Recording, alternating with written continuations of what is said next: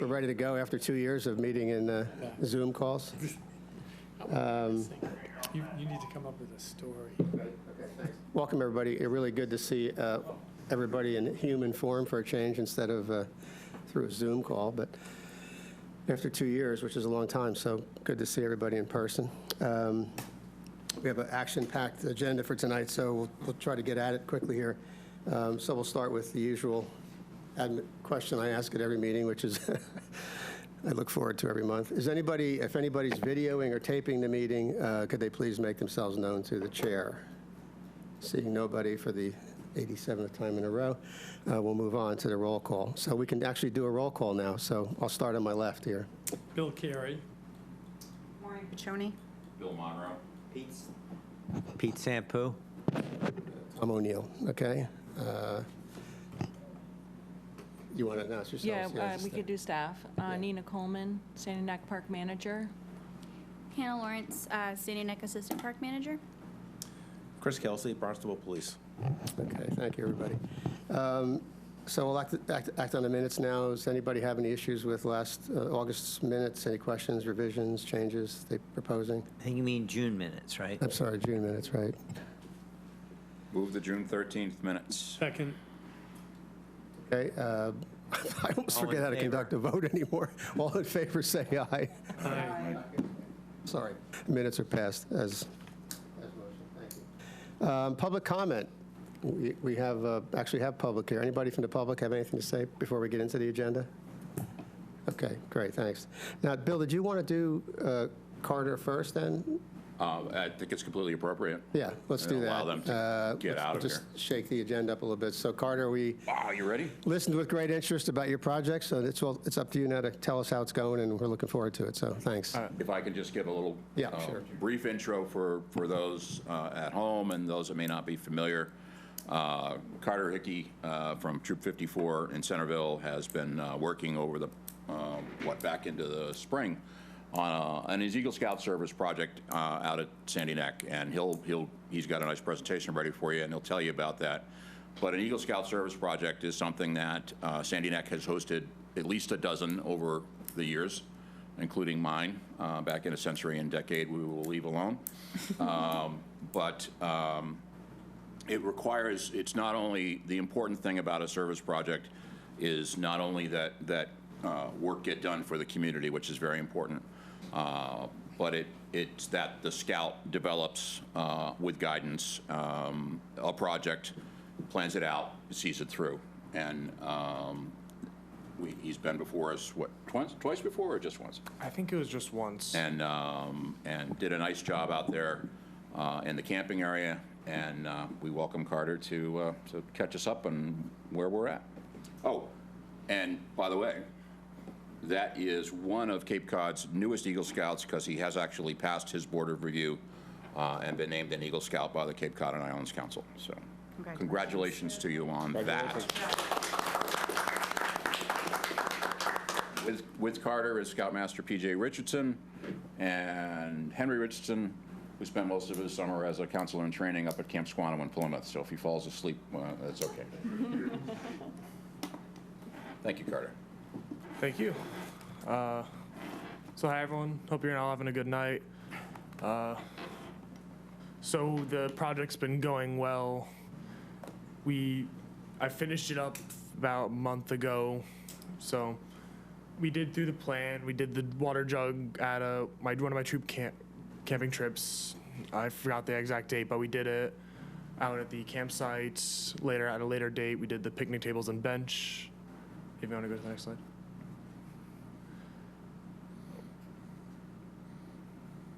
So we did the timeline as it's there, did all that, got our approvals, got everything got all the materials, then completed the project. And like I said, got all our approvals. Got approved from like you all, and then also the Scout Council, they gave theirs as well. So this was the designs for the water jug shelter, and we went out on a later date and built that. If you want to go to the next slide and show That's me and one of the scouts getting the lumber out to where we needed it. Standing next staff brought it out, and we brought it to the location where we were going to build it. And this is me and a group of my scouts working on the water jug shelter. We were putting on the walls so the wind wouldn't bother the water that much. Few scouts spent a good amount of time on it. And this is our final product, which is currently out of Sandy Neck. Holds about 8 water jugs, if full, can hold. So it's more than enough for the sites out there. Then the picnic tables, they were fun. So we did them over a course of a few weeks. Went out one Sunday with a group of scouts, did 3 of them in the blistering hot sun. Probably a lot of us were dehydrated. Then at a later date, we went back on a Wednesday, did the bench, then finished the last 2 picnic tables. I think this was the first day where we were bringing the picnic tables after we finished them to the side for Sandy Neck to move out to the campsites. This is us after we built them, just kind of like sitting on them and resting after a long day of work. Kind of like size comparison of the old picnic tables that were currently out, or that used to be out of Sandy Neck, and then the new ones, using me as the size reference. So this was the bench that used to be out of Trail 1.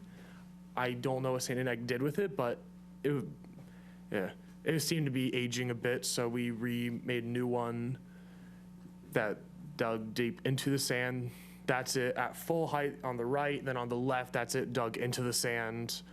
So it's not going anywhere, hopefully. So that's the bench. That's cool. So it took about roughly 2 months to do the entire project. The estimated cost was like $1,700. I think there might be a lumber order in there that might be missing, but that's roughly what it was. Like combined hours of like all the planning hours for all the designs, all the helpers timed all together comes out to about 125 hours roughly. And a lot of the benefits to Sandy Neck, water shelter saves them time from doing multiple water trips out, dropping like 1 off at a time so that the sun doesn't warm it up. Saves Sandy Neck staff gasoline, as they will have to take less trips to drop off less water.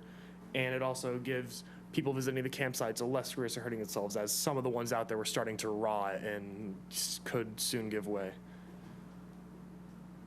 So with that, any questions? Job well done.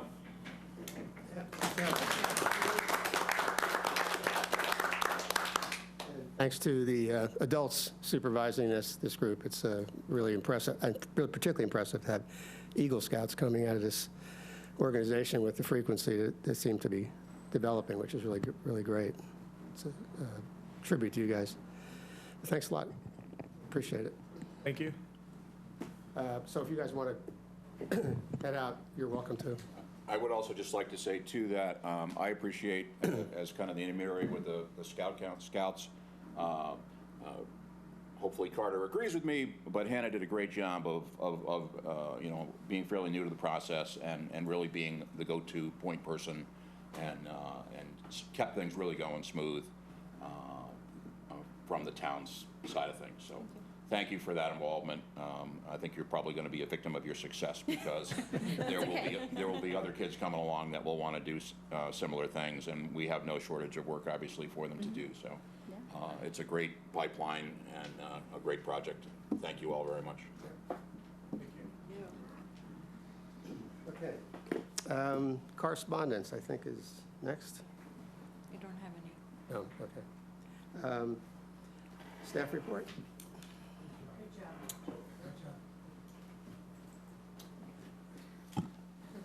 All right.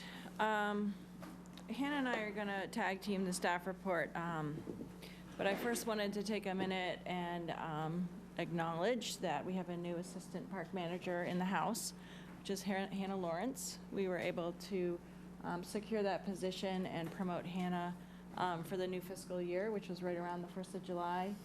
This is a position that I've been trying to get to have a second in command since I'm getting pulled in many different directions. We need cohesiveness at Sandy Neck. We need to be able to handle emergency response. We need to be able to mentor and train our seasonal staff, and a myriad of other things that really require somebody who's there all the time and is being that rock. So Hannah has been working for us for a number of years. She's amazing, as you all know, and I was really, really pleased that we were able to promote her to this position. So our team, as of right now, is Donna, Hannah, and myself, and Josh Kelleher, who you've met. So it's a very, very strong team. And I'm going to turn it over to Hannah to start with our staff report. All right, so to start off the summer season, we had a number of different staff trainings that were offered. So first off, we had, all of our seasonal staff get involved in the CPR, AED, and Stop the Bleed training. And they also did a training with the police where they were able to kind of, get some like self-defense type training in. Just before the 4th of July, we had a collaborative drill with West Barnstable Fire, the police department, and the harbor master, as well as like the lifeguards had an opportunity to train with West Barnstable Fire as well. So it was a really great training that was, multiple agencies. And we were able to, I'll tell you a little bit about the drill, but we actually saw what we practiced and, what we had the opportunity to train in within that week. So this drill was a 2 paddleboarders were reported missing. So, we worked with harbor master staff who were out on the water, as well as the police department brought down their drone. So we had a really great opportunity to kind of have everybody work together. So kind of called into different locations, real life scenario. We worked with like a ping that came in at Trail 4. They launched the drone, see if they could find the missing person, launched again at Trail 2. Essentially located the missing person and completed the drill, successfully as it was planned. And it ended up being called off at the end of the evening, which, is certainly something that can happen in a search and rescue scenario. Like I said, we had a couple days later a very similar scenario with a missing kayaker who was found swimming in Barnstable Harbor, and all was safe after that. But it was a great opportunity for staff to get an idea of what could happen, what they could face out at the beach. So since the training on June 28th, we've had a number of different incidents that staff has responded to. We had a camper fire on the access trail mid-July, and we've also had a number of other various medicals. I'm just curious, what types of medicals? Anything from like heat. We've had, a little more serious. There was a boat injury. So it really it varies on a day-to-day basis, what we might have. So just usually they're heat related, but they could be anything. What about the rescue the other day? Yeah, so we did have a rescue. The lifeguards were involved in the other day. I don't know the extent of, the outcome of that, but it was a person who ended up being transported to the hospital. It was a drowning off the public beach, but I don't have more information or any follow-up. But so we experience anything. That's why we have, staff that's trained in a lot of different rescue scenarios. So the next thing that we have for this season is Junior Rangers is back after 2 years of not having it because of COVID. So that's been a lot of fun. The kids have been able to do, a lot of really cool activities such as learning how to exclose a plover nest and protect it, as well as get the opportunity to help our turtle monitor protect and move a turtle nest that was laid in the middle of the trail. So they've had a really great opportunity to really learn kind of the ins and outs of Sandy Neck and what goes on there.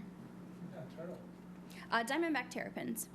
Yep, so we've got a pretty healthy population that we've been, protecting and head starting for a number of years. So these guys had the opportunity to, see the turtle eggs and, kind of process that like we take as far as protecting them. Okay. So we also have a number of walks and talks that are coming up this year and have already happened. So this was a Diamondback Terrapin walk that we held with Mass Audubon on June 14th. So it was a really great turnout that showed up for that one. Some of the other ones that we have coming up on Wednesday, we have a flora and fauna walk. We have one with the Barnstable Adult Community Center. We'll focus on shorebirds and, you know, kind of the migration that's already starting. We also have a terrapin hatchling hike coming up in September. Hopefully we'll see some, you know, tiny terrapins crawling out of the sand to go back to the marsh. We'll also have a fall migration hike, so mostly, you know, a lot of the different birds that we'll see staging on Sandy Neck.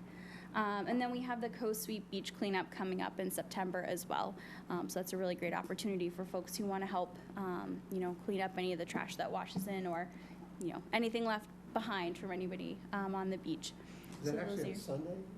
That should be on a Sunday, yes. Sunday. Yep.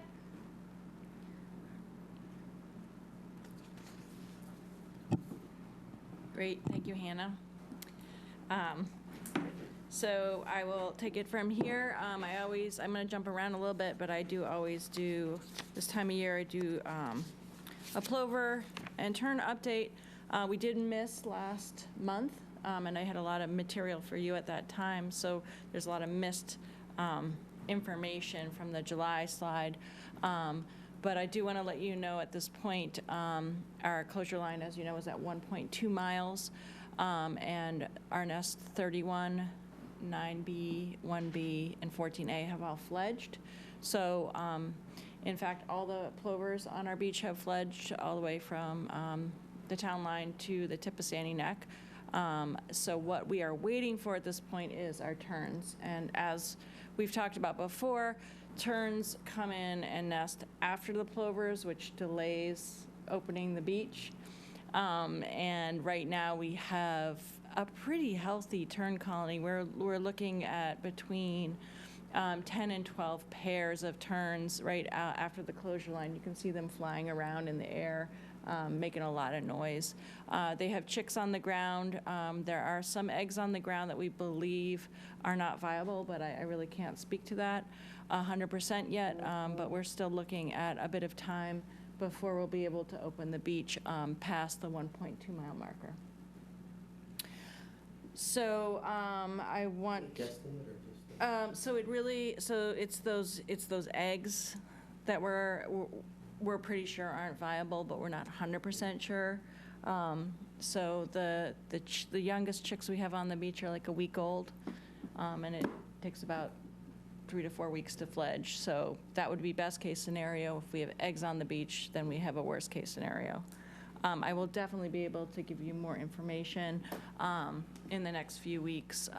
If anybody wants to call me, we'll be able to have a better grasp on if those eggs are viable or not. We had a number of eggs, and almost all of them have been abandoned, but not all of them. So I wish I could be more sure about where we're at, but I will say 1.2 miles is of extremely fat beach. I don't know if people have been out there. It's a beautiful beach this year. I don't think I've ever seen the beach as pretty as she is. She's super, super wide. And then we have this thing that we're calling the spit, where the water comes in behind, and the kids are out there creating moats with their shovels and splashing around. And it has been a really, really beautiful season. So a mile, 1.2 miles is not ideal. I know people want to spread out. I know campers want to go parallel. But I will say we were really, really lucky this year compared to, not just luck, we worked our butts off, quite frankly, this year to keep the beach open. And I think that if you looked at other beaches, you would see that we really do have quite a bit of beach. The other thing I wanted to say at this point is we actually never had to close the ORV beach this year, even on the 4th of July, and that's kind of unheard of. And the reason we were able to do that is because she's so wide, she's so fat, that sounds bad, so wide, that we were able to double park and then have another line of parking and create sort of back trails through there so we could keep egress and access open. So So never closing to day trippers is unheard of. So I would say we're having a very, very good year. And even the campers, we're up at 60 campers right now, and there's only been maybe twice where we couldn't quite accommodate every single camper, but almost every camper has been accommodated as well. Can I ask a question? Yeah. Where is that 1.2 mile marker on this area? It's the red line right there, right in front of the turn I collie. see, okay. Yep. Can I ask another question on Of that? course. Given such success with the use of our beach, was that translated into more people buying passes this year? Yeah, we're having a record-breaking year. Okay, next question. 4 chicks fledged from a single pair of plovers seems extraordinarily successful. It's very. Okay. It does happen. Okay, but we have 2 out of these 4 groups. Mhm. Did 4. That's fantastic. Mm-hmm. Yep. Okay. This is old, we had some older nests that were not successful that are not on here, but yeah, we did really well. Great. So while I'm on access, I want to speak to, I've spoken to how the beach has really set up beautifully this year. It's also, Officer Kelsey and I were just talking about how, for lack of a better word, the vibe is really great out there as well. We've had a few things that we've had to sort of pull out of address in terms of enforcement, but overall the vibe is very more of a barbecue vibe, and people are having a good time, being extremely respectful, a lot of families, and that was really our goal for the last few years, to sort of push the needle back to that place. So it is too hot. I don't know if anybody's noticed. I have a lot of concerns. I have concerns about staff safety. I've had a few staff members get ill. We had an access trail it hasn't rained. I don't know if anybody knows that, but it hasn't rained either. And so the sand is very, very deep and very soft. And I was having a lot of concerns about how much staff was on access trail directing traffic when vehicles and campers particularly were stuck. So because of that, and because of my concern for the safety of our patrons as well, we've done quite a massive effort of watering the trail. West Barnstable Fire Department did come out on a particularly hot day after one of our staff members wasn't well and watered it, and twice actually, and I really appreciate that. And then since then, we've been using buckets and watering the trail and trying to keep it so that we don't spend the whole day out there directing traffic and having patrons boiling. And So- you only do that on the access trail. Once you get to the beach, it's... Yeah, I'm not watering the beach. Yeah. Yeah. The ocean does that, right? The ocean does Well, that. in theory. The beach is really deep. Yep. But, and campers are getting stuck on the beach as well. People are getting stuck, campers Yeah. in particular are getting stuck everywhere, but, Have we lost any campers to the tide yet? I saw one stuck down below the high water mark a couple weeks ago. no. Oh, they got him out. No, Yeah. we haven't had They hired that. someone to come help them, I think. Oh, likely. They probably have to get towed if they were that stuck. Yeah, they were really stuck. There's a couple thousand. Is there someone who does that sort of work, pulls people off the beach? That is correct, yeah. Is it a private company or? Yeah, we don't pull anybody off. Matrix Mess. I figured. I remember from Nantucket, I've done a lot of beach driving work out there doing monitoring, and there was only one guy on the island who'd really pull you out, and he had the market out there. Just say that. So just a question, so if they're getting stuck out there, they ear down to 18 minimum, can they ear down to 10 and then be able to drive out themselves? Or is that not So working? it's 18 minimum for day trippers. We're recommending 15. You can go lower than that. You kind of have to know your tires, and you don't want it to come off the bead. The campers have the option of figuring out what the best tire pressure is for their specific setup. So they are not required to go down to 18. But they do need to bring them down as far as possible Yeah, to be able to get out there, particularly when the sand is as dry and as deep as it is. So we're watering at the beginning of the trail for those of you who are in the audience. We water right as you get off of the hard pack, that area where everybody's getting stuck at the top, and then coming off the beach also at the top.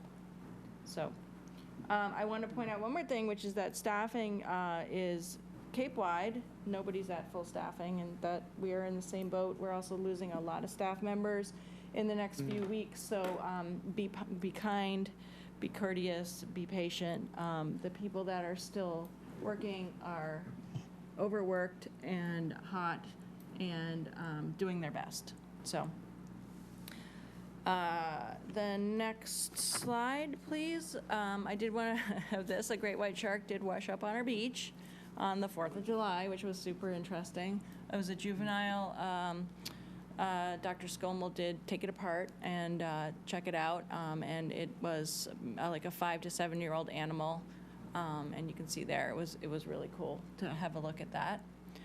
So great white sharks are on our beach. We do not know why it died.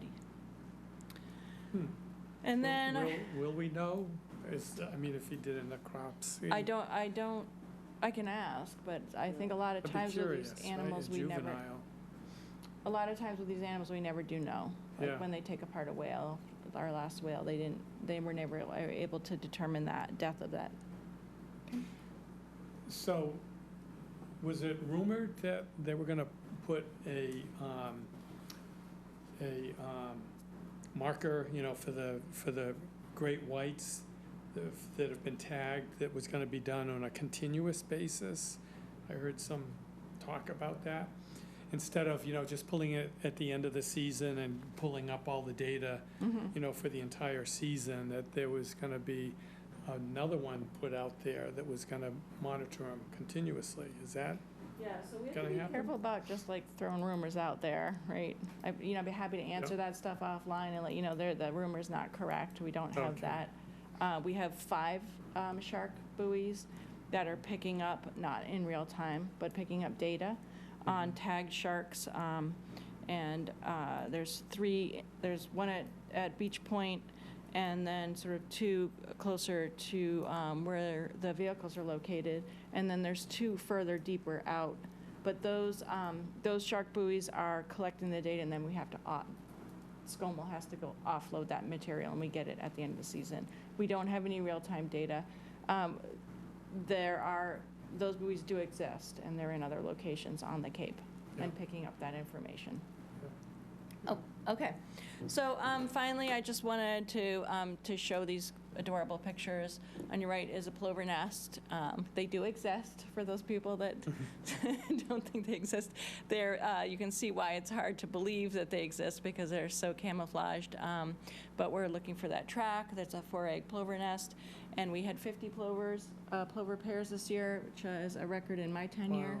Wow. And we fledged 97 fledglings, which is also a record in my tenure. It's unbelievable.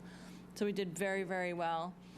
And then Diamondback Terrapin on the left, that's actually what a Diamondback Terrapin nest looks like. The female comes in and she makes sort of that triangle pattern as she pats the sand down after she lays her eggs. And so we're at 379 Diamondback Terrapin nests. So we are doing very well with both humans and animals. I'd be How happy many to. terrapin did we have nests last year? It was 400, Last year right? was a 402 or so. fine. So Yeah. we are not instituting any predator control out there. That's not correct. We are Oh. we are doing for the Diamondback Terrapins. Of terrapins and or the plovers. So I'll start with terrapins. We're doing some exclosures, which is, as you know, milk crate. We were doing all the nests, and that was actually drawing the predators in. So now we do a few here and there, and try to, make it so that we're having less of those, and maybe some of the predators are going after those, and not getting drawn into a whole big pile of them. The plover nests, we do not do exclosures except in a few locations because it also pulls in predators. But you're not removing crows or predator control. You're not removing any predators. No. Okay. Do you get any recognition from the state or anybody when you hit new records like this? I mean, that's pretty important, I think. 50 plover nests and 97 fledglings, a new record, right? Seems I to don't me- know if I would say we get, no. No. I will say, like, our HCP, which Hannah does all our HCP work, and our HCP reproductive rates are higher than the state at large. So that kind of data, that does boost our argument that we're doing a good job with our HCP and allowed us to have a second take. But 50 plover nests, 97 fledglings just means we have more to keep an eye on. Yeah, I think that's great, though. I think you should get recognition somehow, whether it comes from maybe us, our group. It should come from the state, but I think we should recognize those,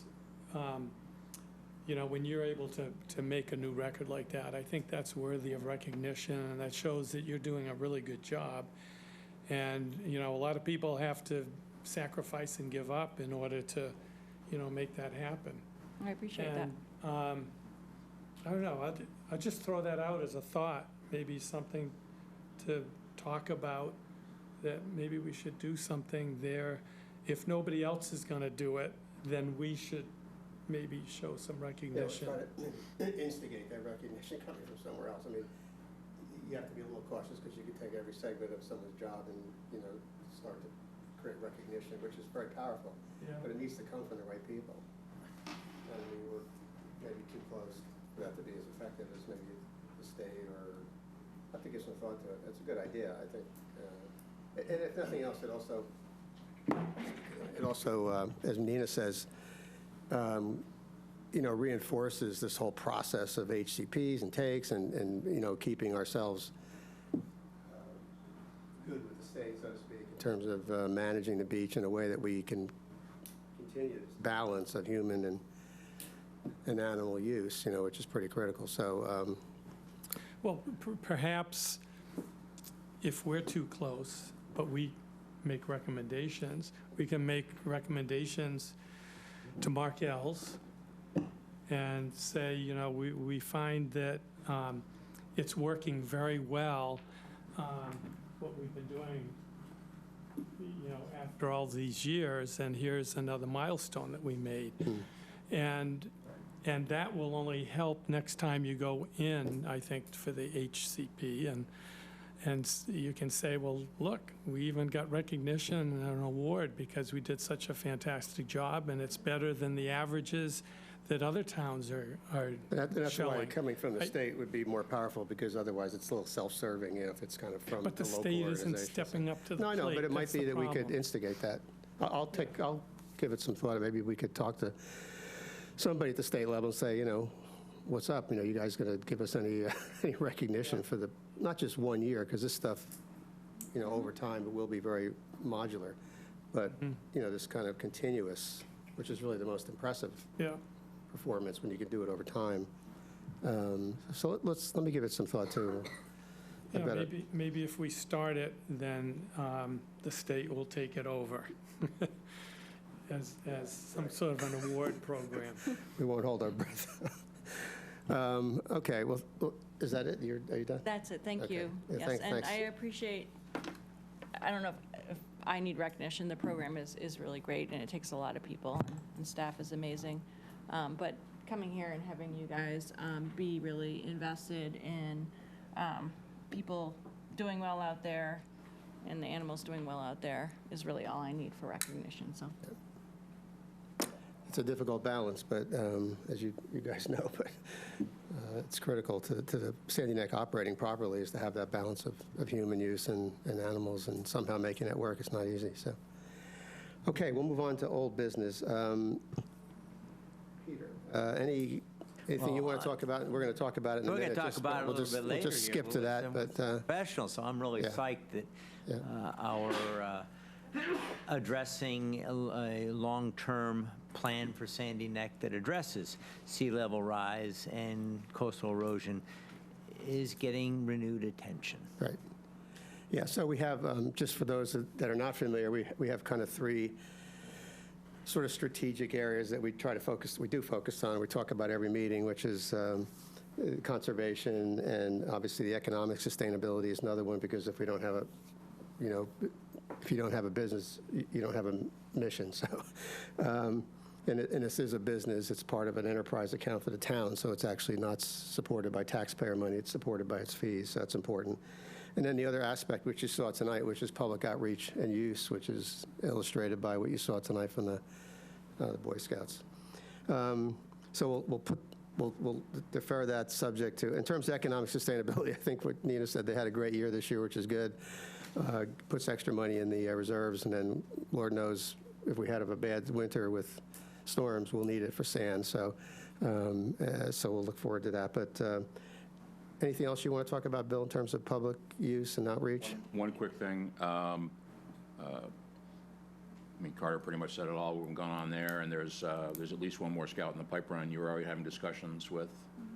I can't recall the gentleman's name at the moment. I believe it was Jordan. Jordan, yes, Jordan Muniz. And the other side of things is that we're doing moving along with, Nina had asked myself and Kathleen Brissette from the Cottage Colony Association to make sure that we had electronic communications with the property owners. Not only, it's easier, Kathleen's always had a list of, the cottage colony members and these, and Bill and so forth out in there, but those of us along the Marsh Trail are more spread out. And so we're actually making contact now with some folks that we haven't had contact with beyond a wave, going by. So we're probably about 50 to 75% there of having electronic communication, so that when a bulletin comes out, we can get that out to a wider number of our stakeholders, right away electronically if there's a trail closure or what have you. So we have had progress, and everyone that has responded thus far has been excited that we're reaching out and talking to them and getting their input. So we're doing well on that. I should mention that we had a meeting with the colony on July 2nd, I think it was. I forget the date, but so we met with, I don't know, maybe 15 or so of the folks from the colony, Nina and I, and it was, or was it Donna? I can't remember if it was Nina or Donna, but one of it. Hannah and I. Oh, it was Hannah, yeah, right, sorry, I'm losing my. And really, I think it went pretty well. It was no major issues. I think it was appreciated by the folks out there, I think, and I think nothing major came up that was worth talking about in detail. But it was. I'm talking to Kathleen on a regular basis as well, so we've got good communication going on there as well. Okay, good. Okay, the only other thing I had under old business is our beloved conflict of interest process that we need to be paying attention to. So I need to just double check with, I do have the certificates from last time here, and I think a few of us are due for going through the conflict of interest training online again and making sure that we're up to date on that. So I'll just send everybody a note on that in terms of when you're scheduled and when you need to get it, and I'll get you the link so we can make sure we're all in compliance on that. All right, some of you may already be in compliance, but it's always staggered, so it's never really totally clear who's in or out at any given point in time. So, okay, we did Carter. So I think we're ready for the project team. Where should I be to give this presentation? Anywhere you There, want. yep, yep. Sit wherever you want. Do I have Just make sure you have a microphone. Yeah, you just need to. If you want to be able to see the screen while you're You're not the chief. presenting, you might want to. How do you guys feel? Do you want to be looking at me and then back here all the time, or what do you want? Stay Whatever's right here? easiest for Okay. you. Okay, all right, and I can control? Okay, perfect, all right. All right. My name's Leslie Fields, and I'm with the Woods Hole Group. I also have Mitchell Buck here with me, a PE from Woods Hole Group. And we're part of the team that was hired by the town to evaluate the Sandy Neck Beach Coastal Resiliency Alternatives Analysis. It's a project that we started early in the summer, and I'm here to just update you on what we're doing. This is a little bit about the meeting agenda. You probably will all remember that back in 2016, the town conducted a study looking at long-term resiliency options for this beach. This study is really a continuation of that study. And I'm going to talk a little bit about that first study just to bring it up to speed so we can then go forward with what we're doing. I'll talk about what the current project is and the scope items that we're in charge of, show you a little bit about what we're finding with the preliminary analyses, and then talk about next steps.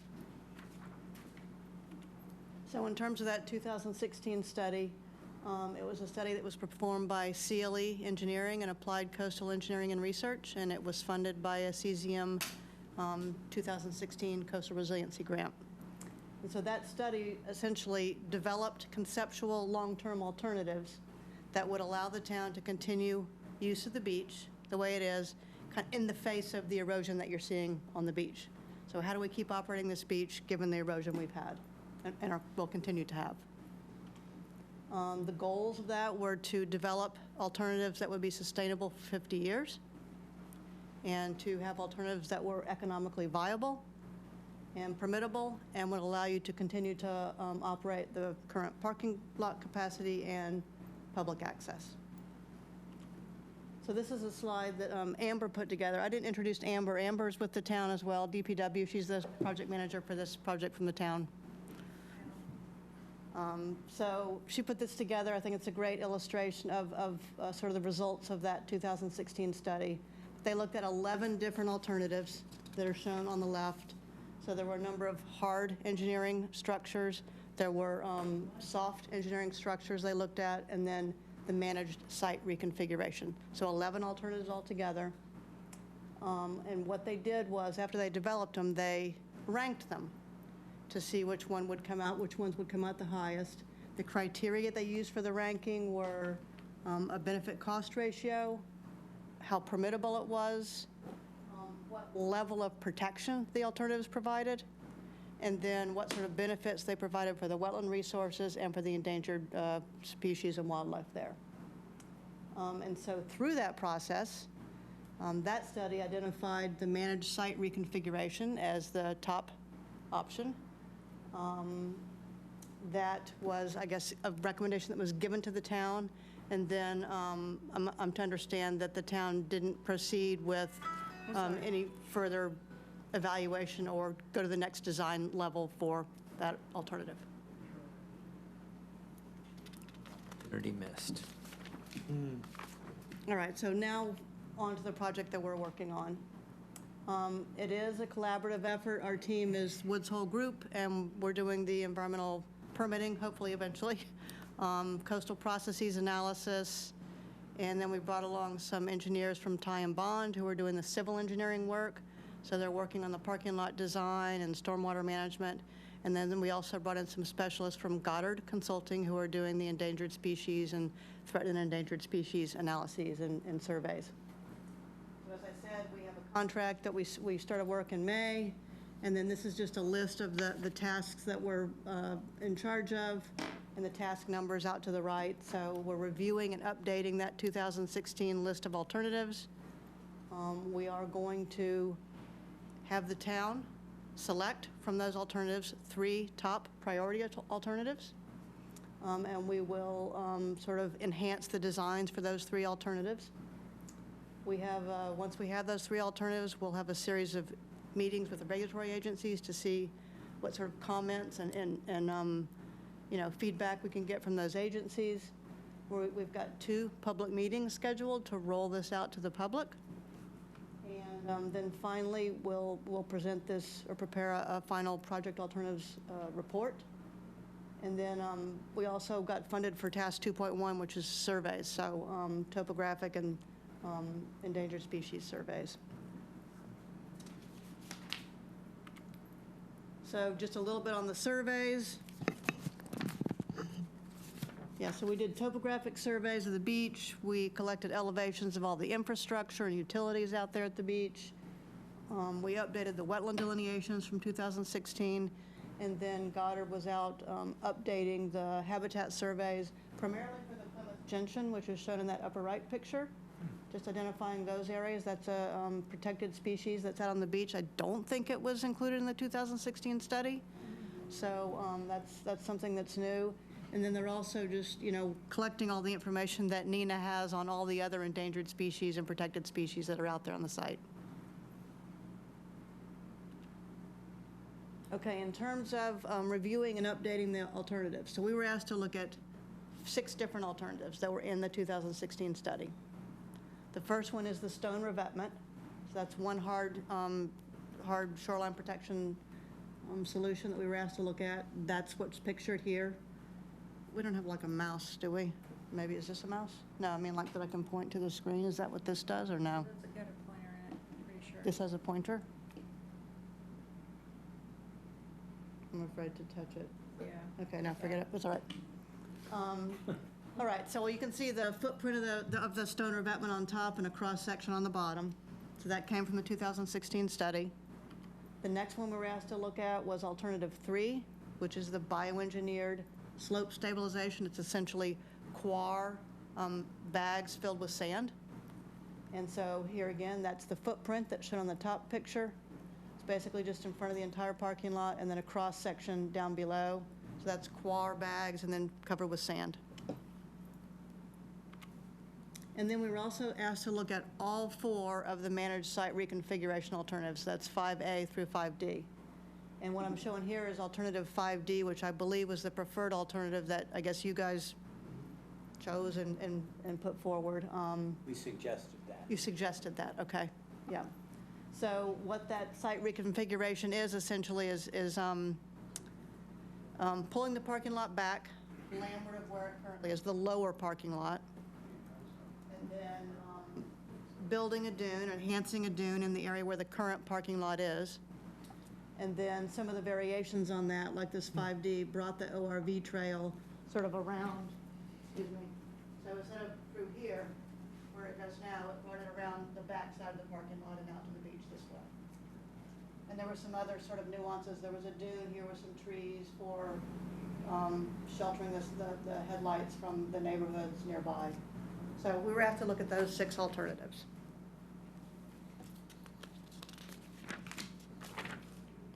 Okay, this slide here, it's kind of boring, but I think this is important to point out. I wanted to draw a distinction between the 2016 study and the 2022 study and just describe the differences. They're both valuable studies, and we're sort of building on what the previous study did. So actually, one thing I didn't point out here, what they did in this study was they developed this, see this red line going across here, the dash line? That's sort of the limit of the dune erosion that they expect to occur in the next 50 years. So 50 years from now, this is where they expect the dune to be.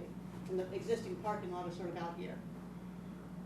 Just based upon annualized rates of erosion. They did some computer modeling last time to figure out kind of what the annual rate of erosion. You have to be at the. Okay, get up at the desk here, Mitch, so you can. Oh, I probably shouldn't stand up there either, huh? Okay, Mess with your. okay, that's fine. Yeah, for the. Yeah. So I just want to point out, so that's an annualized rate of erosion. So what they had done last time was they calculated what the annual rates were and then essentially extrapolated that out over 50 years. Essentially, long-term averages, realizing it comes in spits and storms. Yeah, exactly. And so that predicted line, one thing that's important to note is it doesn't really factor in any sort of nourishment. It just assumes there's no nourishment at the beach over this 50-year period. This is where the dune line's going to be based on annualized sediment transport rates and erosion rates. And so that's all valuable. That's great stuff. We're going to build upon that. And what we're doing here is looking at event-based erosion from particular storms. So from a 20, a 50, and a 100-year storm. So it shows how that landform that's out front, whether it's a dune or a revetment or a bar system, it shows how those storms affect those various alternatives and what level of performance or what level of protection they provide for the parking lot behind. And so, like I said, it shows the ability of the alternatives to provide protection for the parking lot. And it just helps us evaluate the alternatives a little bit more completely. So just additional information. We're also looking at. So going back to what you're saying about averaging, how far back were you able to go, and how did you come up with that data to show how much beach we've been losing in the past? Is that available? Is that data available? The prior study had, from 2016, done by the other firm, they had looked at some, they had calculated those rates based upon essentially what they calculated for waves and water levels typical for Cape Cod Bay. But it wasn't taken into account necessarily like an event-based erosion event that would occur. So, it's essentially like a background rate of erosion to a degree that's occurring over many years. So as the beach continues to erode, but what we're doing here is looking at the actual event base, like when do you get an event that's going to cause major damage that could be years worth of erosion. And that data, so for the modeling work that we did, which you'll see, we used various sources of data, including the Massachusetts Coast Flood Risk Model, which the Woods Hole Group has been developing for the state of Massachusetts. We also used, there's a NOAA buoy right in Cape Cod Bay, about 8 miles away. We've been using data from there. And then also, and then we take wind data from Barnstable Airport. So using local sources of data and existing modeling data combined to come up with the best estimates. And a lot of the future sea level rise modeling. So the previous study didn't evaluate climate change and sea level rise, et cetera. So the work that we're doing here is taking that into account, and we're taking that also from the Massachusetts Coast Flood Risk Model, which a lot of that information there is becoming accepted state standards down the road. So. One thing I'll add, though, that the previous study did look at historic rates of shoreline change and erosion. I think they used the Mass Cesium shoreline change data set. Okay. And so that goes back, in some cases, to the 1800s. I don't know if they went back that far to calculate the more recent rates of change, but it's definitely available. Like the 1800s, and then 1939 is the next number, and then it sort of comes on up into the future, or up to the present. One of the other things we did too is we are looking at flooding of the whole site from the backside from Barnstable Harbor. So that wasn't done before. We thought it was a valuable thing to do. And we are looking at flooding that will happen now as well as into the future with sea level rise. What is that, I'm sorry? Sea level rise. I'm sorry, I should have spelled that out. And then we're also, like I said, having Time Bond look at those conceptual alternatives for the parking lot design and the stormwater elements. We're doing that for these 6 alternatives. And we're also, the town asked us to look at some off-site parking alternatives. So we're also including that into the mix here. So. All right, now I'm going to take you through some of the preliminary findings, and I'm going to try to walk you through this. So this is, the top picture is an aerial photograph. It's transect 2. We established it. It's perpendicular to the beach. It starts sort of in the back dune area, and it runs south of the concession building, which you can see in the upper left-hand corner, across the parking lot, across the dune, out the beach, and into the water. Okay? And then the bottom graph is a cross-section. So as you're standing sort of, looking, what would it be? Looking west, towards the concession building. And on the x-axis is distance. So that's distance from some 0 point we established in the back dune. And the y-axis is elevation in feet with respect to a common datum that we use. And so what this is showing is, we ran this model for existing conditions, just to show what would happen if you do nothing to the beach. Okay, and so the black line there that the little person is standing on, that's the existing profile of the beach. So you're on the beach, you come up to the dune, then you go back to the parking lot, and then you're in the back dune area. Okay, and then we ran a 20-year storm, a 50-year storm, and a 100-year storm on that profile. And so you can see the erosion that you get. So the 20-year storm, the 5% storm is the green line, the 2% storm is the what was that, turquoise line, and the 1% storm is the red line. And so you can see if you get, right now, today, if you get a 100-year storm hitting that beach, you're going to have erosion all the way up to the seaward, to the leading edge of that parking lot. I'm pointing out the red vertical line over there at the left. That's the 50-year dune erosion line that was predicted from the previous study. So that's the long-term location that, where that leading edge of that dune would be. But we're just showing you sort of one event-based thing. If that storm, 100-year storm hits, present day, you're going to have erosion back to the leading edge of that parking lot. What are the probabilities of each of those? 'Cause that's- 1% for the 100-year storm, so 1% chance in any given year you're going to have that event. Right. For the, then there's a 2% chance for the turquoise line and a 5% chance in any given year for the green line. So if I just came in from the cold and looked at this, I might look at it and say, a 1% probability, it gets to the edge of the parking lot. It's not going to take the parking lot. If we just keep putting sand, why are we worried about this? Yep, that's a great question. First of all, and I think Nina will attest to this, like in 2018, you could get some of these storms back to back to back in the same year. If that happened, then you are into the parking lot, if you have, some combination of these storms, because you don't have time to get out there and repair the beach in the winter when these storms are happening back to back. Yeah, we had, 2 100-year storms in a row that year, That was a if I bad year. remember yeah. correctly, yeah. Yeah, so, just to point out something else. So these storms that we come up with for this modeling, they're statistical based. So, between the water levels, the waves, winds, wave period, other factors, it's all based upon statistics of measured data. So, and, because it's, say, a 1% storm, once in 100 years, and you're essentially doing it on years or a day basis, essentially this storm is only taking place over one day. Now, back in 2018, we had, was it Grayson was first? That was the first storm. That was a very quick storm, only lasted about a day, but it had, the 100-year, essentially hit that 100-year stormwater level. Now, then you fast forward to March, and then we have those series of storms that lasted over a week. And while the water level wasn't quite as high there, it, just having that water level for a week does so much more damage.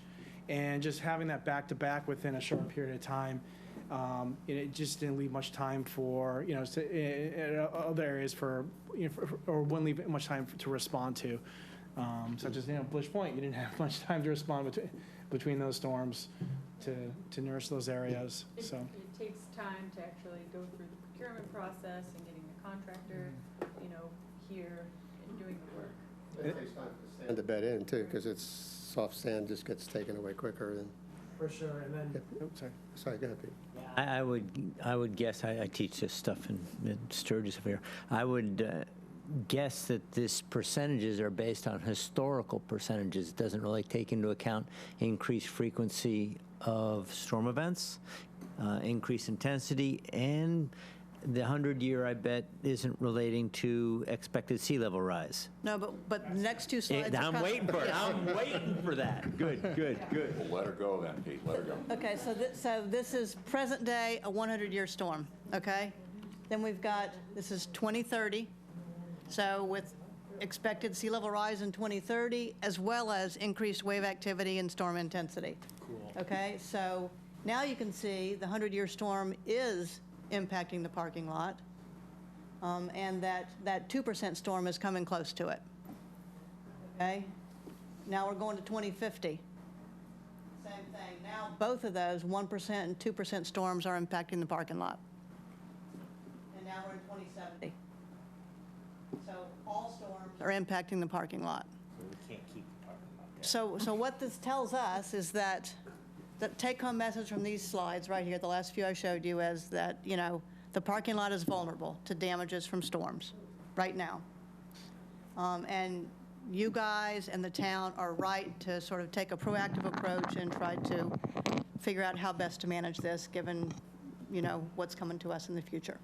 So that's sort of the take-home message here from these existing present-day simulations. The inevitability of what's coming our Yeah. way. Exactly, yeah. Something else I just want to point out too. So, our study isn't complete yet. we're at the end of the month, we're giving you all a tech memo that will have a lot of this information and even more information we're discussing tonight. But what's going on also is there's also with these storms, there's going to be run-up and overtopping. So this model right now, these results aren't showing essentially what happens when you have, storm wave uprush go up over this eroded profile into the parking lot, and then you have Erosion now. erosion, but also just damage to the parking lot from floodwaters coming over that eroded profile, pooling, causing, and draining off to the backside. So there's a lot more to it than just looking at what the erosion profile looks like following a storm. All right, next I'm moving into the alternatives that we were asked to look at. So we're using the same model to look at how well those alternatives perform. So this graph right here just sort of shows you the design for each of the alternatives as compared to what's out there today. So if you look at the top line, that's alternative 2. That's the stone revetment. That's that sort of gray hatched area. And right after it's built, there's a dune, just like the black dashed line up top. But the design says that, or assumes that the town would need to maintain 4 feet of cover on top of that structure annually. So that's that red dashed line. So that's sort of what that design looks like. The second one is alternative 3. That's the bioengineered solution. So those little brown squares are the quar envelopes. And again, the initial profile is the black dashed line, but the town would have to maintain at least 4 feet of cover on top of that design, annually. And then the bottom one is the Bandage site reconfiguration. So you've got the existing dune. It comes across that sort of low spot where the parking lot is now. That would all be filled in with sand. It would be a dune. And then the parking lot is that sort of little black square off to the left. Okay, so those are the 3 alternatives that we were looking at, plus 5 has other nuances, but that's basically 5 right there. So now, here's what happens when we run present-day water level with a 100-year storm. I know this is kind of complicated, but I'm just going to try to walk you through it. So alternative 2, that's the stone revetment. I'm going to start out by saying that solution is not permittable. It's not something that's allowed under the Massachusetts wetlands regulations. You can't In a put coastal dune. a hard structure in a coastal dune. It's not permittable. We knew in Yeah, 2016. it's the same thing the 2016 consultant said, and we 100% agree with it. And I think this group knows that. And the public here should hear it loud and clear. Yeah. But it's not permittable, but I wanted to show you what would happen if you did build it, okay? So now we're looking at the solid red line. So this present day 100-year storm hits this thing, and the beach erodes to the solid red line. So everything, all the sand on top of that structure is gone, all of it. And then you're just left with this hard structure. The top of it is level with the elevation of the parking lot. So as Mitch said a minute ago, you've got a lot of wave run-up coming up this structure with potential damage of the parking lot behind. You've got flooding back there, and you've got a lot of sand pushed up into the parking lot because it's just running up the face of that structure. There's other impacts too, so it's a little hard to see on this slide. I have another slide in a couple of minutes that will illustrate this, but there's a lot of erosion or lowering of the beach in front of that structure, much more so than any sort of soft solution. So that's another adverse negative impact from the revetment. There's also end effect erosion that's likely to occur, and just basically all sorts of impacts associated with, a lack of sediment because you've got this hard structure on the beach. So that's alternative 2. Alternative 3 is the bioengineered solution. Much like the revetment, if you get hit with a 100-year storm, the initial dune, that's the black dash line, and the red dash line, it's all eroded back. Those quar envelopes will become exposed, and with enough wave activity, it's likely they're going to become damaged. And I think you've seen some examples of this at Blish Point, where you've been trying to maintain that structure in really a much lower wave energy environment than what we expect here, because that's in Barnstable Harbor. So we sort of show an erosion zone there. It's a little hard for the models to predict exactly what's going to happen to those quar envelopes, but if they get destroyed, you could have erosion back as far as you see that solid red line. They pretty much will get destroyed, won't they? I mean, they're not. Over time, Them all on the beach. Yeah. Yeah. People in They single. literally- Yeah, I mean, yeah, yeah.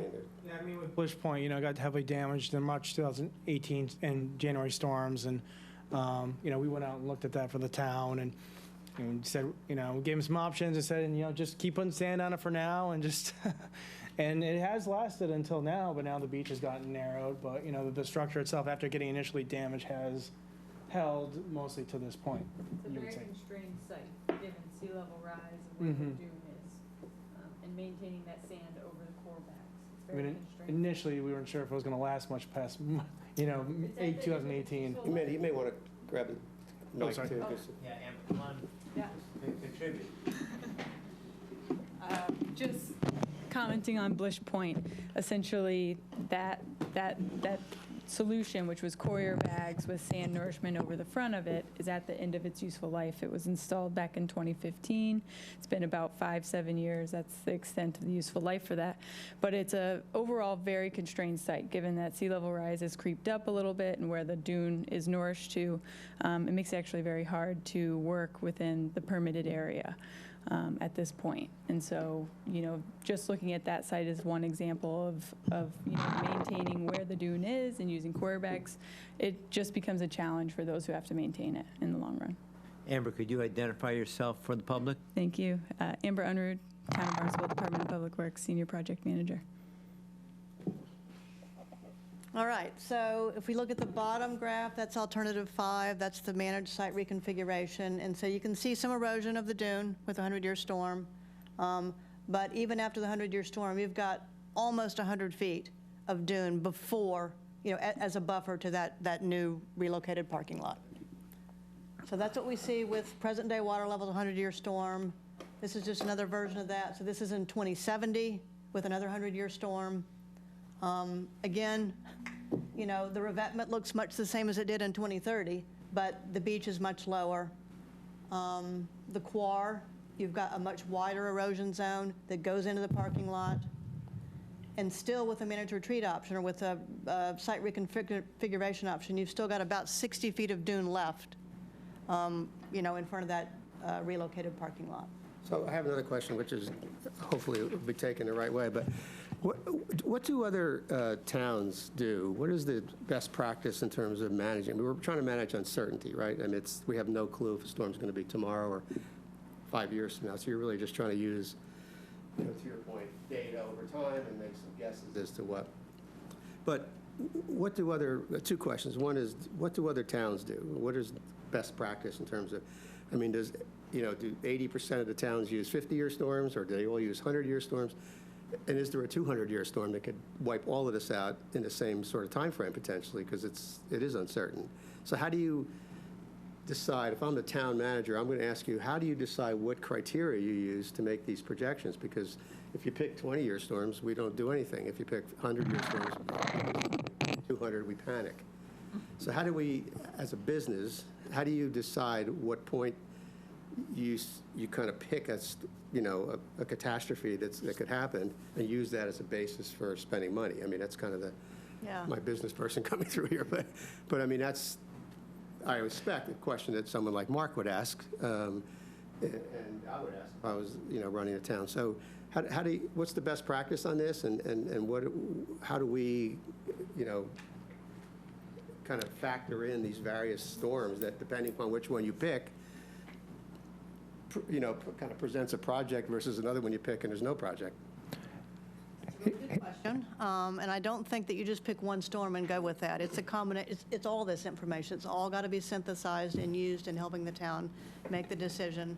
I think the costs come into it too. So we are tasked with looking at the costs and updating the costs for each of these alternatives. We have costs over. We'll be updating the costs over that 50-year projected lifetime of the project. And I would assume that the town's going to use that information as well as those other factors, permittability, level of protection, that gets back to which storms you're looking at, and then potential for benefits to, wetland resources and wildlife habitat and things like that. So it's not just one thing, it's a combination of things. And that's kind of why we have that matrix at the end where we sort of rate things. Sorry, just quickly, This is Mitch Buck, Woods Hole Group again. So as Leslie said, it's not just one storm, but as we just mentioned, one of the goals in the prior study was to come up with a project that could have a 50-year lifespan. Right. So that's kind of your starting point for a storm, a 50-year storm, because that's likely to occur within at least once within that time period. So that's really a basis of where you can kind of start from.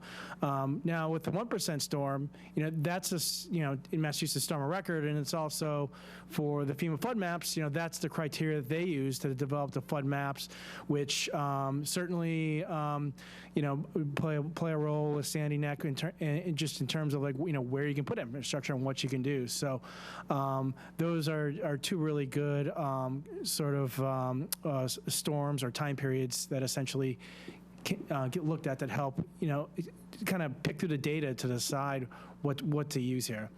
And the fact that we did have storms in 2018 that rose to the 100-year level.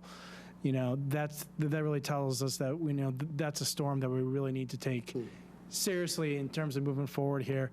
One thing I will say with those storms, the wave heights didn't quite get to the 100-year storm for the level based upon the FEMA storm wave heights, but they were still high.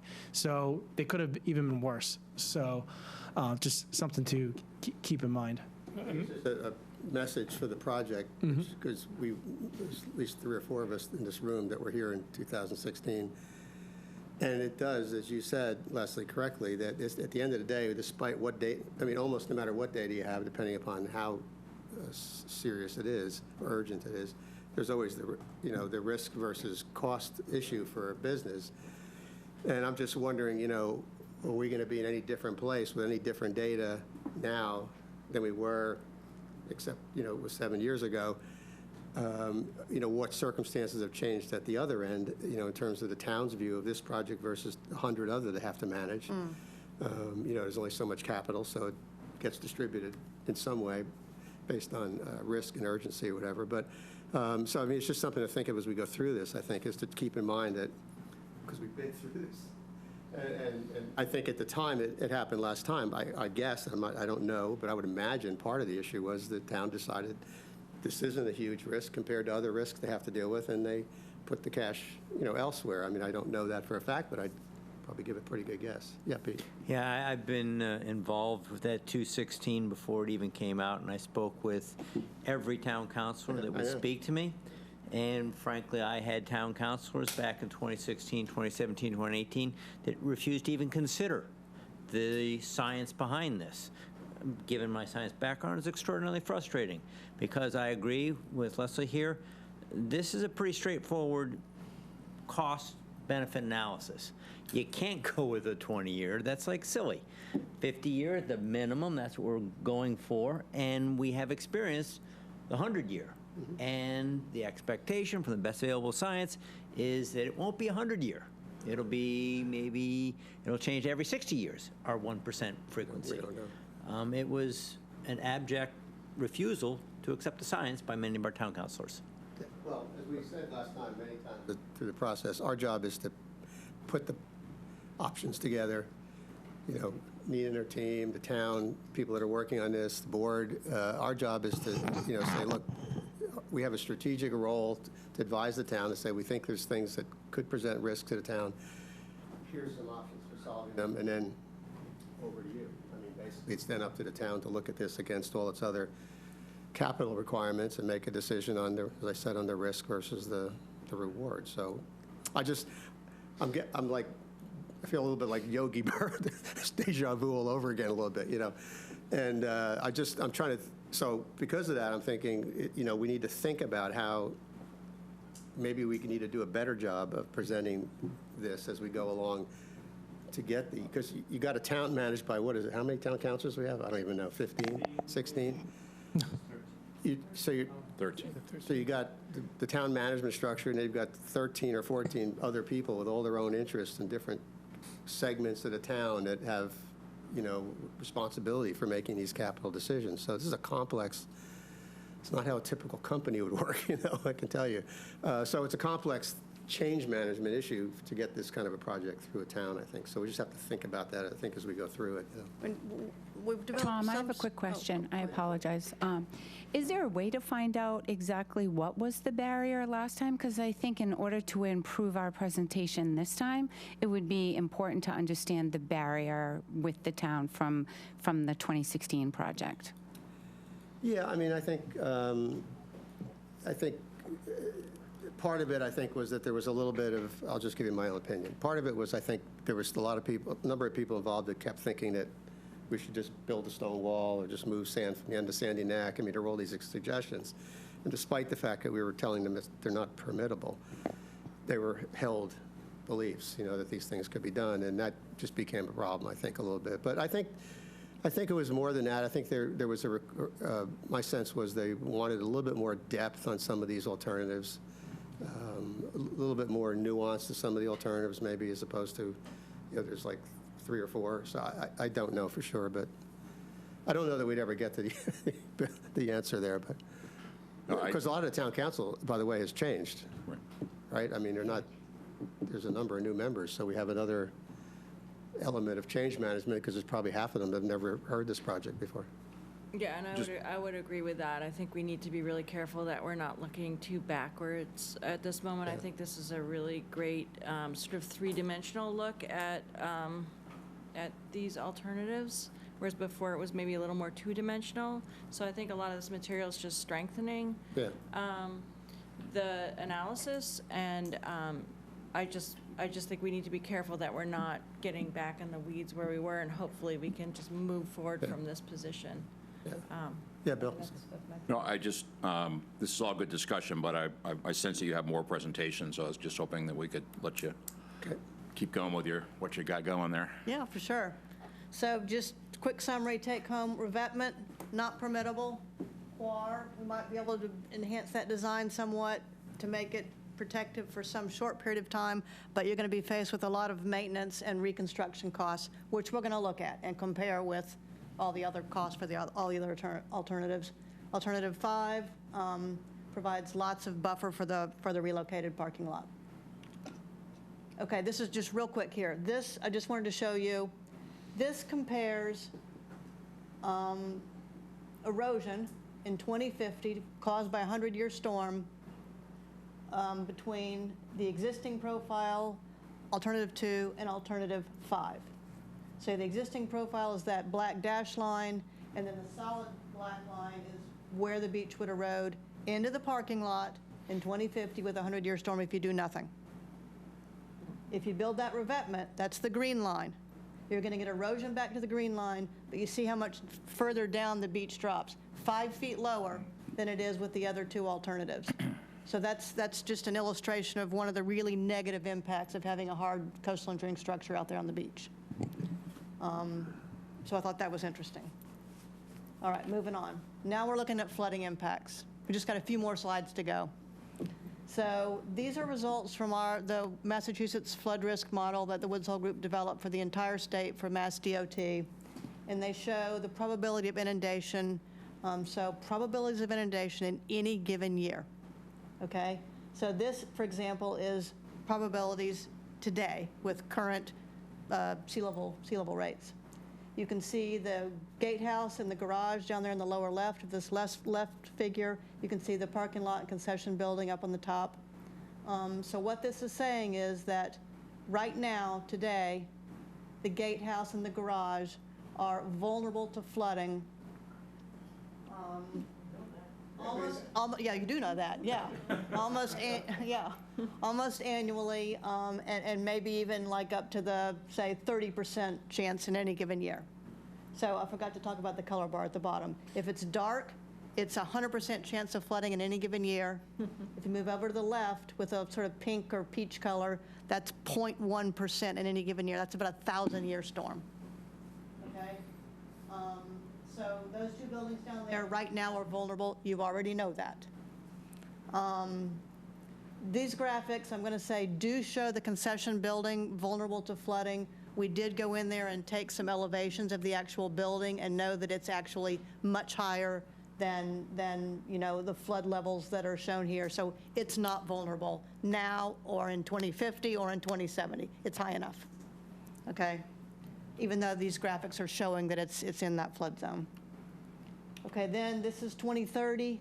You can see now the gatehouse, 100% chance of flooding in any given year. The garage, more like, you know, 50%. That means it's going to get flooded about every other year, that garage. Okay, and now this is 2050. Okay, so the whole site, leading up to when you go up to Bodfish Park, is, you know, in any given year, you're going to have that whole place flooded at least once during that year. Those dunes up near the parking lot are, Yeah, I'll be retired. must be 40, 50 feet above sea level, aren't they? They're like at 25, 20, 26, yeah, yeah.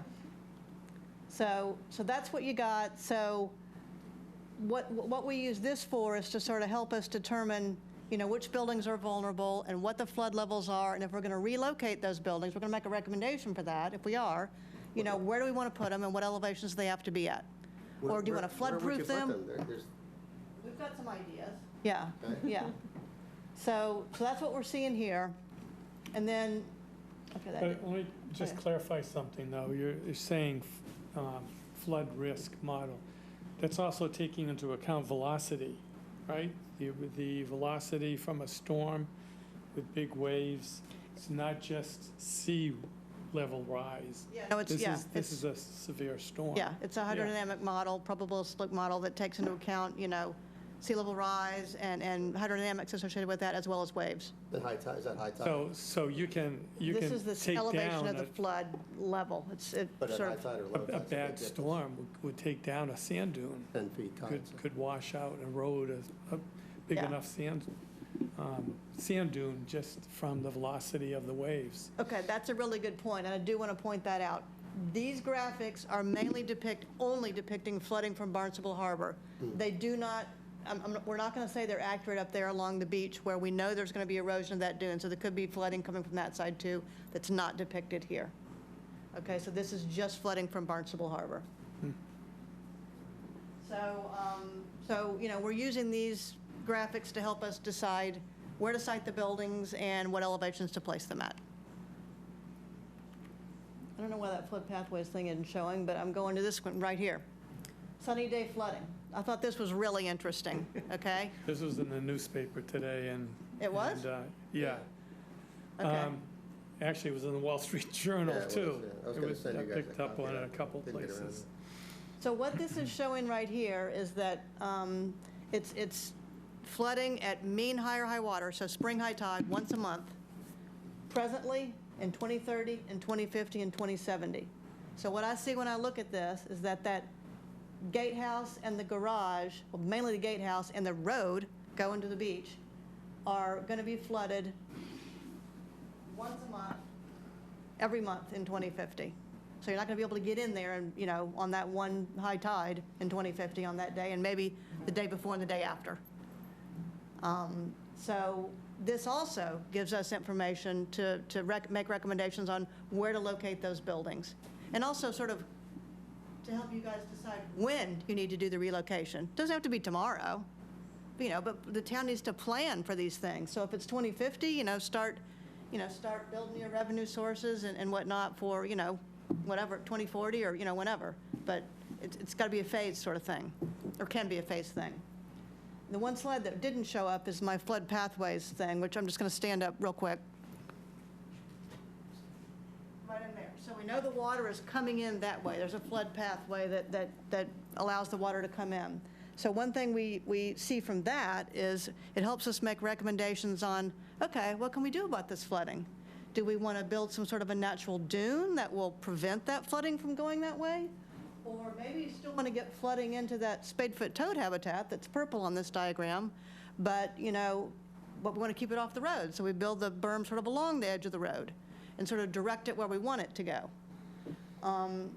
So that's what this sort of data is really helpful for, just to help us make these recommendations on where to put these buildings. Maybe you need to elevate the road. That could be another recommendation, you know, in the future. It's a future sort of, you know, possible phasing that you would do to manage the site. I just thought this was a cool graphic.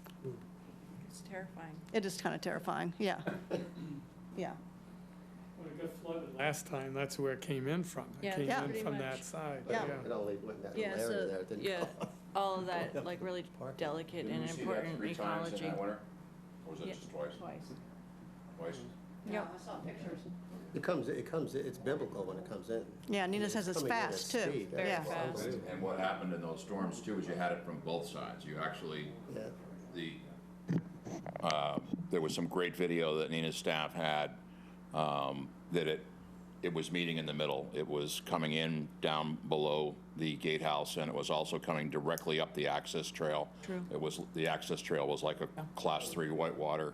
Wow. For in the middle of that storm. It was, it just, same thing happened in a couple of places on the Marsh Trail, that Trail 5 actually came in from the beach, and it came in from Barnstable Harbor, and they met in the middle, and then that thing stayed flooded with salt water for the next couple of months, and most of the pine trees are now dead, unless they were on a little hummock all the way across from the Marsh Trail to Trail 5. Yeah. Because of that flooding that came from both directions, so that it didn't get any relief at lower tides, and just sat and sat and sat and sat. Yeah. Really what this tells us, I mean, if you were just call a spade, is that we got 50 years or 70 years and then we're done. Because you can move buildings as much as you want, but what that other slide showed is that at some point, But so the. you've got it coming from the ocean, you've got it coming from the back. I mean, you have to give up at some point. But these are storm events, so Yeah, I'm no, I not know. picturing that people are Well, going to but be at that the other one beach during a wasn't. storm. This here is just every day, so this affects your everyday use. So this is something that I think really helps with just, deciding, making recommendations on, what we can do. Yeah.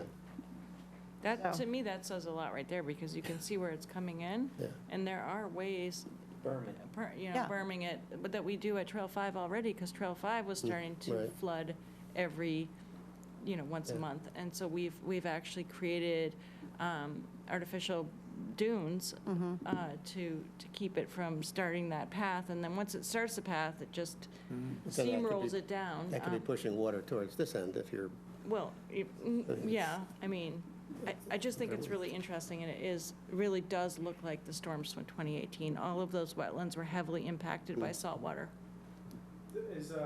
Is periodic salt water good or bad for those wetlands over there? Very bad. So I figure vernal pools and such, right, they don't want. Yeah, it any burns the salt water. vegetation, brings in all kinds of nuisance species, and, yeah, it makes a mess. All right, so that's it on the flooding front. I just have, okay, parking lot design. This is what Time Bond is looking at right now.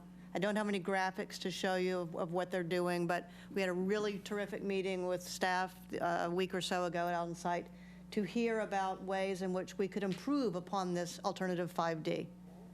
So some of the things we're looking at are listed over here on the right: more air up, air down spaces. They'd like an emergency access path to the beach with a bar gate. So from the paved part of the parking lot, wherever that is, out to the ORV and out to the beach. Talked about potentially omitting, or for now anyways, omitting that interpretive learning center that was on this original plan from 2016. We talked about a wider entrance to the Bodfish parking lot, which would potentially allow us space to relocate that gatehouse up there at the top of the hill. We talked about maintaining the beginning part of the ORV trail where all that existing air up and air down activity is, just maintaining that little bit right there. Even if we, go ahead and close off the rest of the ORV trail and bring it around the back of the new parking lot, they still want that beginning part for just things that need to go on. More air up, more air down, just activities that you need, space. We were given the leeway, or potential leeway, to potentially remove the garage that's attached to the concession building right now to give us more space to bring that ORV trail up around behind the new parking lot. We're talking about a new viewing platform on the crest of this new dune, because the existing one would be at the toe of the dune. And then we're also looking at, an area for the stormwater management from the rain gardens. So Time Bond is working on that. We're going to bring their scenarios back to our team, and then eventually, you guys will get to look at all those alternatives as well. How many parking spaces? We've been told right now that you have 228. Oh, is it that many? 228? Sounds right. Yeah, okay. What we heard from the. It looks bigger. What we heard from the previous study was that, the regulators said, if you've got, a square footage of impervious parking lot now, you're going to relocate it, you can't increase that at all. Yeah. And this We ORV sort of remember part that. that's crushed gravel doesn't count towards that, because that's not impervious. So we are working within that constraint. And we'll try to get as many parking spaces as we can in there. We've got new ADA compliance rules that we've got to deal with, so we're trying to fit as much as we can in that square footage. It may not be 228. But it's going to be close, so it looks bigger in part because of the rain gardens and things that they have in the middle of that. So the total So you don't have to aerial count that. expansion, yeah, but you don't count that because that's not tarmac. Yeah, we tried to argue that we'd lost so many parking spaces, and I forget what that was, 50, and they wouldn't listen to us at all. Doesn't surprise me. All right. Next steps, we've got to complete this review and update of the alternatives that we're doing right now. We're going to prepare a tech memo. Based on that, then the internal team at town and you guys will get to pick the 3 alternatives that we're going to go forward with and do more full-blown designs for those 3 alternatives.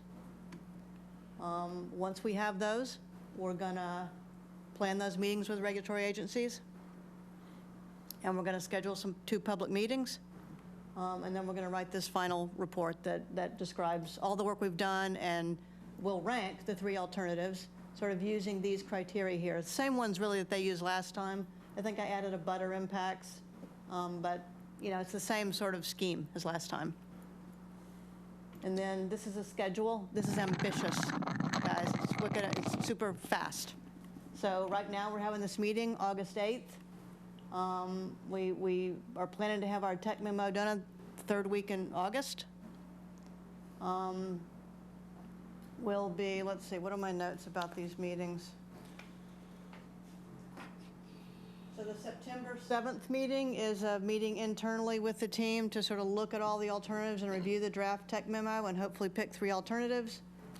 We're hoping that we can get back on your agenda for September 12th. Tom, so that we can have you guys look Yeah, no and problem. pick, your 3 alternatives. And then we're talking about a meeting on the 15th with the town manager. Yep, that's correct. Yeah. And I'm presuming, I don't know who all needs to come to that, so I'm going to defer to you for who goes to that meeting. I think we would be there and you guys, but someone from this board, maybe, chairman, or I don't know who would go. I would think the chairman would want to attend. Yeah. And provide whatever recommendation you guys are thinking in terms of the 3 alternative designs to move Yeah, forward with. we're making a recommendation, and someone has to be there to do it, so, Yeah. yeah. We're talking about those 2 public meetings on October 11th and 18th. So one is going to be an in-person thing, and the other is going to be a virtual meeting. So town staff thought that was a good idea, since, maybe we might get more participation from a virtual event than, having 2 in-person meetings. I thought that was a really great recommendation. I think we'd love to get some ideas from you guys on how best to invite people and get the word out that we're having these meetings. And we heard earlier that you've got like a email or electronic ways of getting a hold of the cottage owners, right? Right. Yep. So I think that's one avenue for the cottage owners. Oh, yeah. But there's, maybe the Beach Buggy Association, and, I don't know if we can, how we get the word out to them, or We have the Better way to neighborhood do that's it. up on top of the hill there. has Well, a- and has an it's also going to be a association, too, publicly advertised meeting as well, I would imagine, right? it will So be, there- but. There are so. The last time, posting requirements. attendance was, Yeah, still, sometimes it doesn't Visible. matter. So if there's Yeah. a way we can Yeah, but blast we- it out more, that'd be great. You're right, we do have, with the Beach Buggy Association and the cottage colony and everything else, we've got a pipeline. That's what we've been trying to do in the last couple of years, is develop more of a pipeline, so we're getting at our core users. Yeah. The people that are always out there, and we've got all kinds of, different divergent users, from campers to day trippers to hunters to whatever. So we've got a pretty good pathway to make sure that most of our our user groups are getting information when it's available. So I think on our end, we'd probably draft some sort of notice and then, rely on you guys to figure out ways to distribute it. And so I think that's how that would work, and hopefully we'll get a good turnout. Town council come into this? That's kind of critical. I mean, there's a lot of explaining to do, as Pete has all the scars from last time of, having to really, I mean, sit down with everyone, how's that plan to be handled? Yeah, so we have that town manager update meeting, to essentially recommend the 3 alternatives that you all think should move forward for additional design work. And Amber, what date is that one with the town manager? Is that the 20th? That's the September 15th one. 15th, On that. Oh, got it. 15th, Yeah. right. I forget what the 20th was. The 20th was another meeting you had, and I didn't know what it was either. I just put it on here. Okay, yeah. So, it can be anything we want it to be. Yeah, What I it needs guess to if we be. need an additional meeting with the working group or something.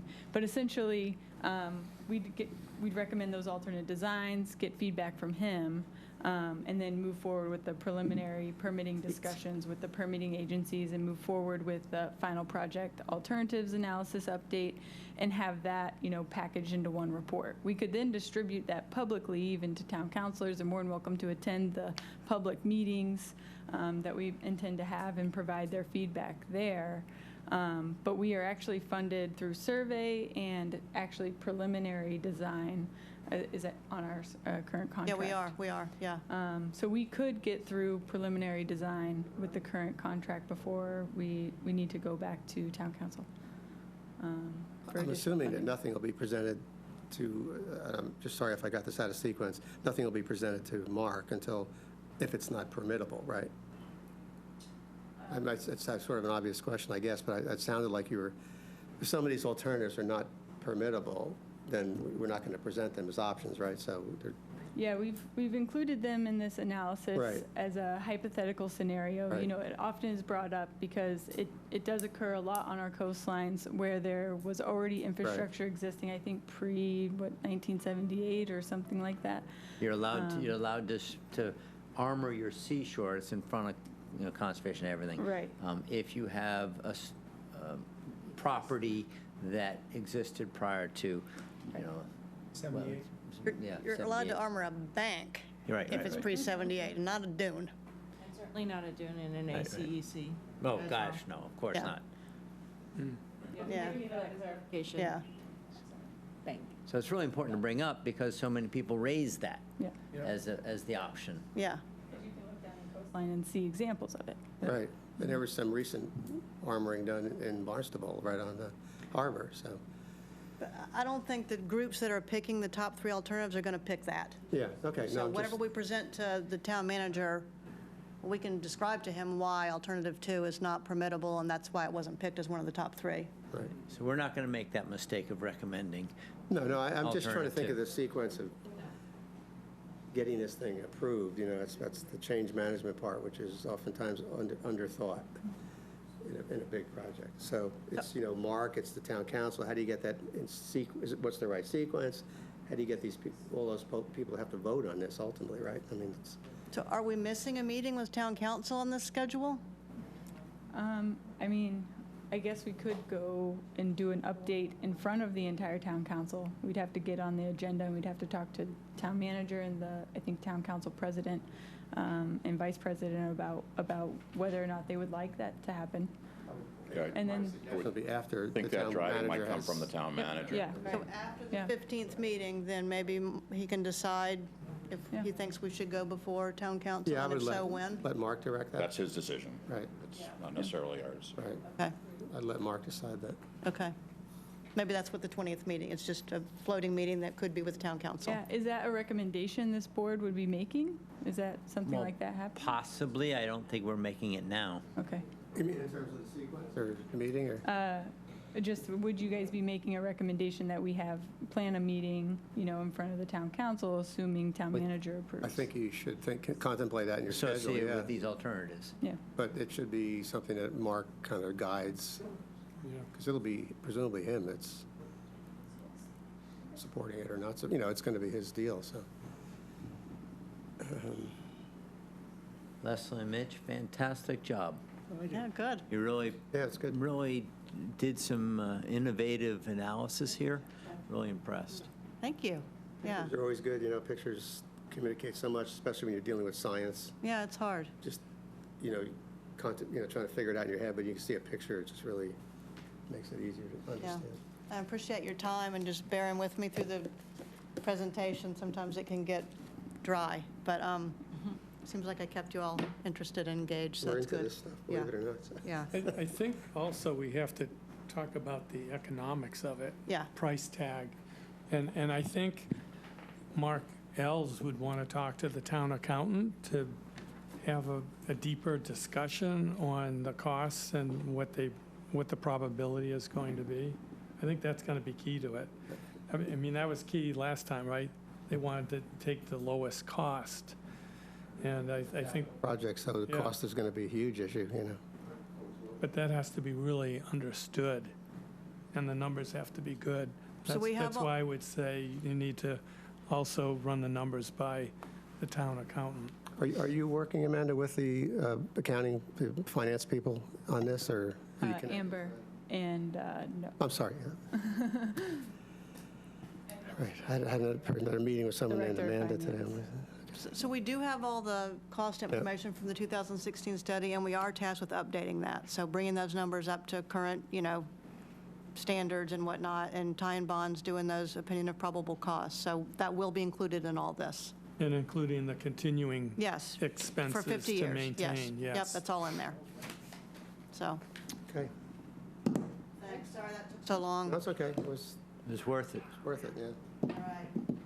Thank you all. Thank you, guys, thanks Thank Thank you. to you. the team. Amber, your last name again? Amber Unruh. Pull this out of here. Unruh, A-E-N-R. UNRUH. Eject it? Okay. Sounds French. U-N. RUH. Thank you. You're very welcome. Thank you. And you're with our town, right? Yes, the Department of Public Works. I'm going to probably touch base with you. Good. Reach out anytime. Darcy Thanks. can pass on my info as well. Where are we? Darcy can pass Yes, on my yes, info yes, as yes, well. wonderful. Amber's amazing. Okay. All right, thanks again. Thanks, everybody, thank you. Well, I think we're in danger of coming close to the end here, so we'll open it up for, any other comments about the presentation before we move on? It's nice that it happened. Yeah, it's good information. We've been waiting a long time to get it back on the table. Sometimes, sometimes you have to go through something a couple times before you gets the traction, But I think it's a credit to everybody that's involved with this, I mean, to stick with it, for what's now been 6 or 7 years, so, and longer probably for the local team, so. Public comment. Anybody, our loyal and dedicated public over there have anything they want to say? Okay. I will say one thing. Sure. You have to identify yourself. Rich Frenchy. I would just say that this probably would qualify under the brand-new infrastructure repair bill, because we are talking about infrastructure. So, Excellent. Town would be tuned into that, but that's a good point. They're tuned into it. Yeah. Okay. We'll, by the way, we do want to schedule, Mark, before we got into COVID land, we were scheduling Mark to come to the board twice a year, usually sometime in the spring, and then typically kind of before budgeting, maybe September, I can't remember, but sometime around that time.